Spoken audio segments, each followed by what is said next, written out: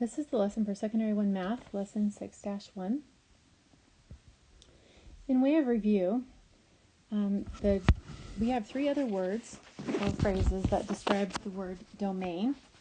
And so just reviewing that, the words are input,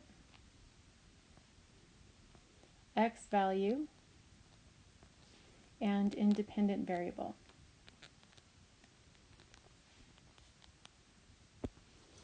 The three words or phrases that describe range are the opposites of each of those words, so output, y value, and dependent variable.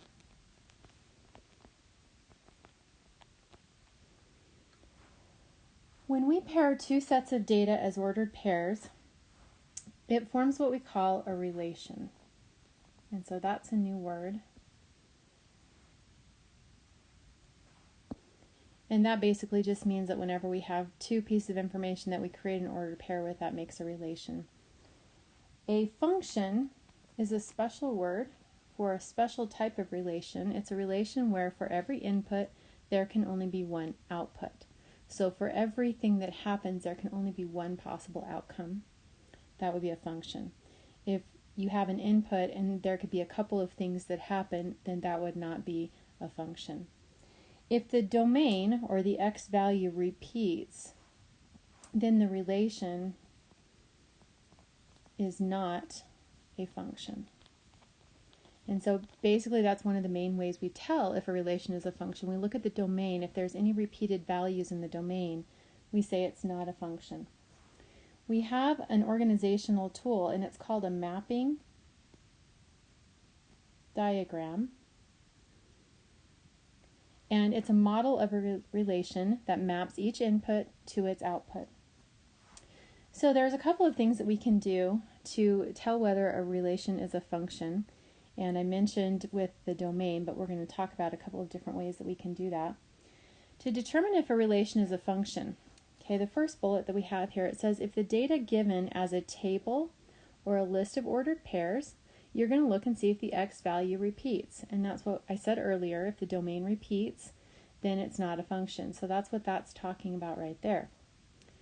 Okay, if the x value is only listed one time, then the relation is a function. If the x value is listed more than once, the relation is not a function. So that's one way you can tell, is by looking at your ordered pairs.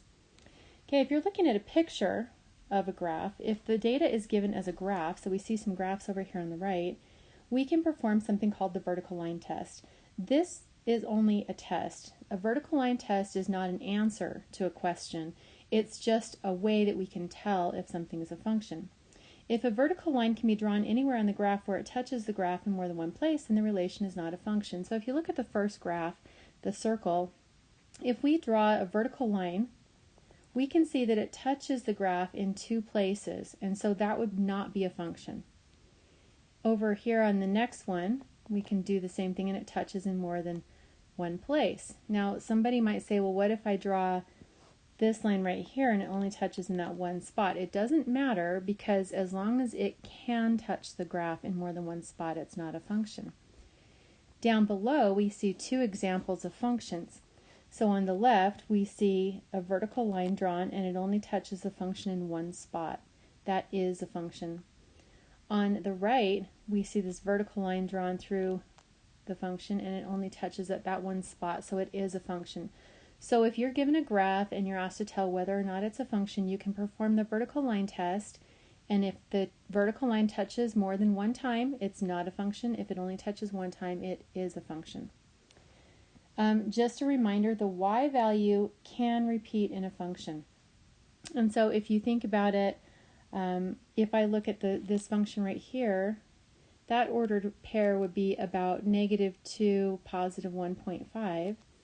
And directly across from it, I'm going to get another one that's very similar to that, and it's going to be, well, a little bit past 2 and +1.5. So the 1.5 is there twice, and that's okay. It's just the x value is the vertical part that we can't have, and we'll do some more examples about that later.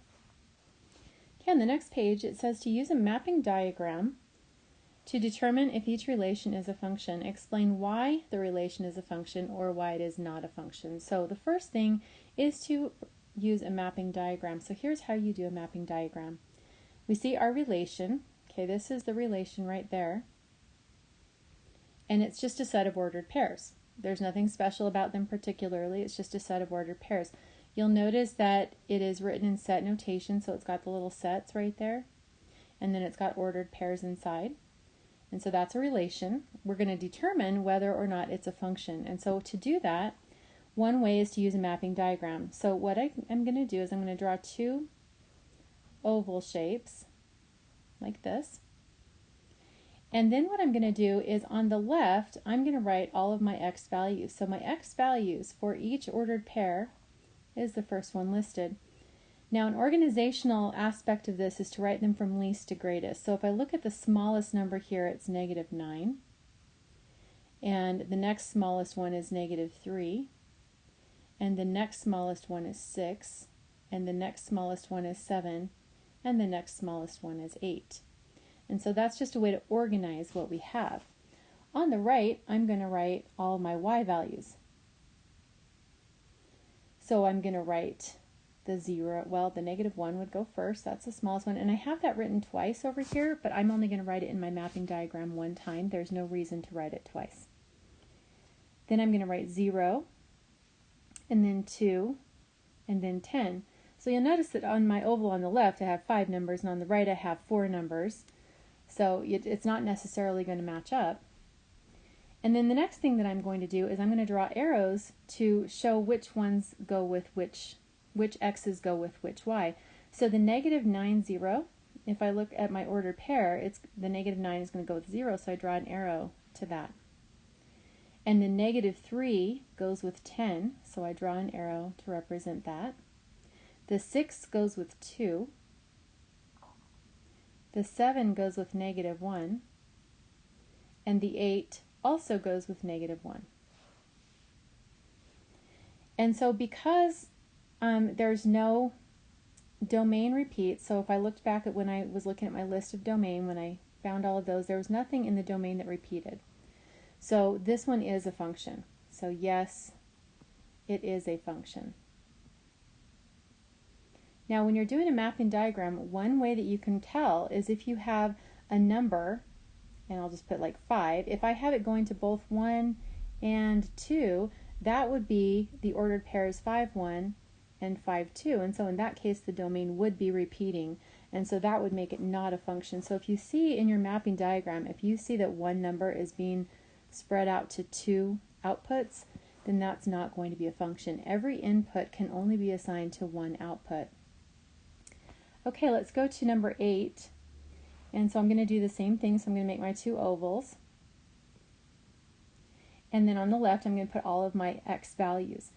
Now, like I said, an organizational skill is to put them in order from least to greatest. It's not wrong if you don't, but it's a little bit easier to follow what's happening if you do. So I'm going to be doing that.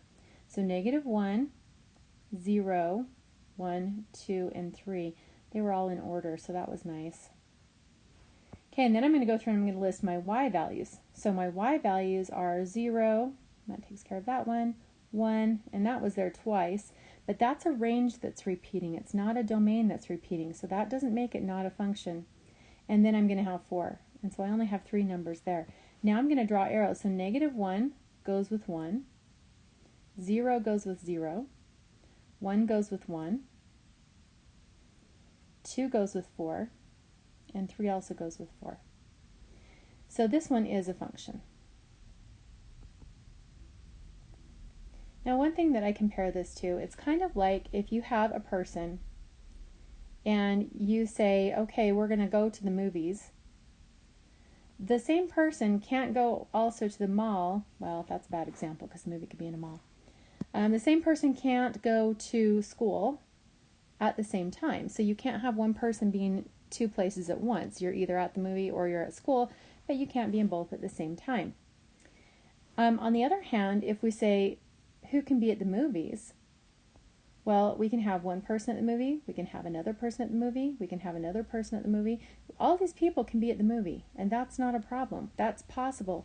And so as long as you've got something like that scenario where you've got multiple things at the same place, that is a function. And so comparing that to my mapping diagram, I've got 2 is assigned to 4 and 3 is assigned to 4. It's kind of like they're both going to the movie.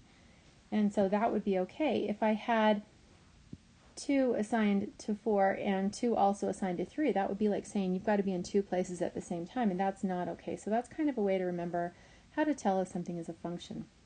Okay, number 9, one more time, so pause the video and you do this mapping diagram on your own. Okay, the first thing that you should have is these numbers listed in your ovals. And so when I go 4 to -5, 1 to -3, 0 to 0, 1 to 1, okay, that's my first problem right there, because you see I've got 1 is being assigned to -3, and 1 is also being assigned to 1. So actually I can tell right there that this is not a function just because of that. Okay, I'll continue with my mapping diagram because that was part of what I'm supposed to do. 9 is also assigned to 3. Oh, and I missed it. 4 is also assigned to 5. So 4 is being assigned to 2 things at once also. So there's a couple reasons why that's not a function. You can actually tell it's not a function without even the mapping diagram, because if you look, we've got 4 is assigned with -5 and 4 is also assigned with 5. That would be enough to tell me it's not a function. So mapping diagram is just one way to illustrate why a relation is not a function. And so how can you use the mapping diagram to tell if the relation is a function? And so one way that we can say that if one x value is connected to more than one y value, then that is not a function. So you can just draw that diagram, but that would basically say that's one input assigned to multiple outputs. Okay, on the next page, we have got some graphs, and 11, 12, and 13, it says to state whether the relation is a function and say why or why not. So I can perform a vertical line test to be able to tell this. So on number 11, I'm going to draw a vertical line and see if I can touch the graph at more than one spot. And so as I keep trying this, there's no way that I can draw a vertical line that is going to touch the graph at more than one spot. So this one is a function, so we can say yes. And so that's the answer to the first question, but the second thing says to say why or why not. It will be wrong for you to write that it passes the vertical line test. We need to say that the domain does not repeat, and that's what you need to say for that. You cannot say yes because of the vertical line test. That's not a reason why. That's just the method that we use to determine it. If the domain repeated, I would have like at 1, I would have something there and I would have something there or there somewhere along that, and that's why it would not pass the vertical line test. But since it does, we're going to say yes because the domain does not repeat.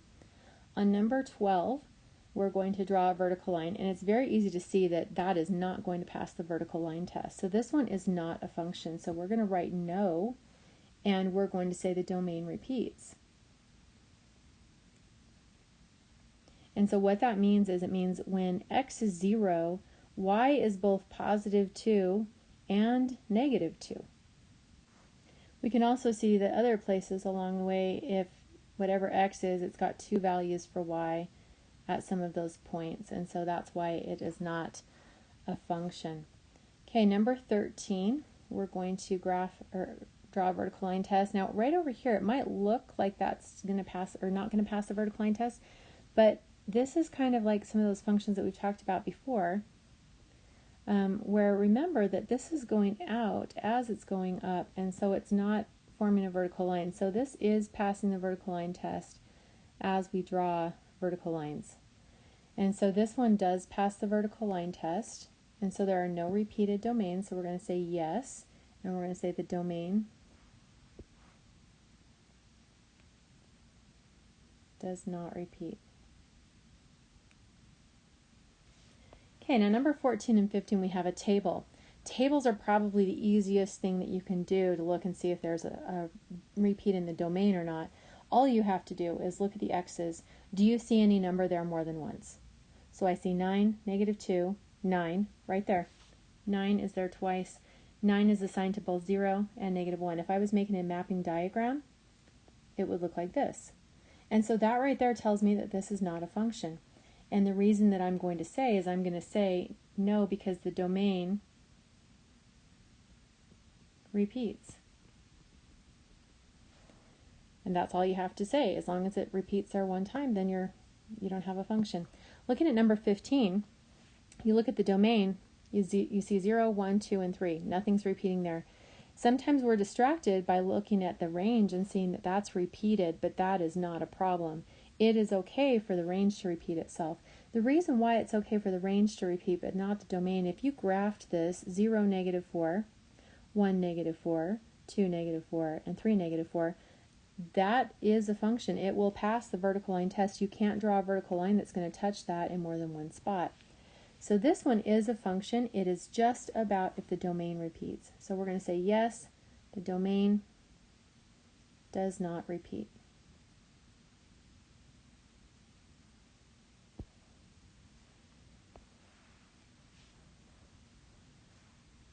Okay, the next thing we're going to do is we're going to evaluate functions. And so the first thing that I'll point out is that we have this f of x. That's how you say that, f of x. It's not called fx, it's called f of x.